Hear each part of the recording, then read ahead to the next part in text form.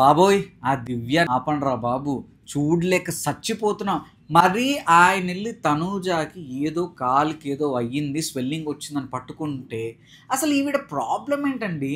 ఈవిడ అంటుంది అక్కడ తనూజ పట్టుకుందని కాదు నా ప్రాబ్లం, అక్కడ కళ్యాణ్ వేలు పట్టుకున్నా, కళ్యాణ్ కాలు పట్టుకున్నా, వేరే కంటెస్టెంట్ ఎవరిది పట్టుకున్నా మీకే హెల్త్ బాగాలేనప్పుడు వేరే వాళ్ళ హెల్త్ గురించి మీకెందుకు, వేరే వాళ్ళకి చెప్పొచ్చు కదా, నాకు చెప్పొచ్చు కదా అన్నది నా పాయింట్ అని దివ్య చెప్పినా కానీ నాకెందుకో అది pure obsession, pure possessiveness, pure jealousy అని నాకైతే అనిపిస్తుందండి. చాలా చాలా చిరాకు ఉంది.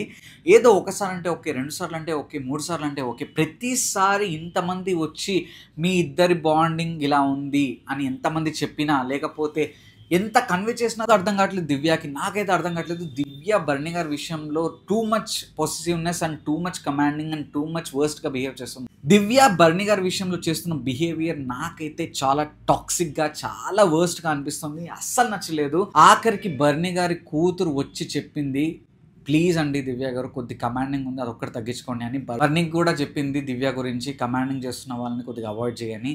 ఇప్పటికైనా బర్నీ మారాలి అని నేను అనుకుంటున్నాను. బర్నీ గారు ఈ బాండ్స్లోనే స్ట్రక్ అయిపోయి తన గేమ్ని అయితే కోల్పోతున్నారు. అయితే దివ్య బర్నీ గారి విషయంలో అయితే చూడలేక చచ్చిపోతున్నామండి. టూ మచ్ పొసెసివ్నెస్ ఉంది.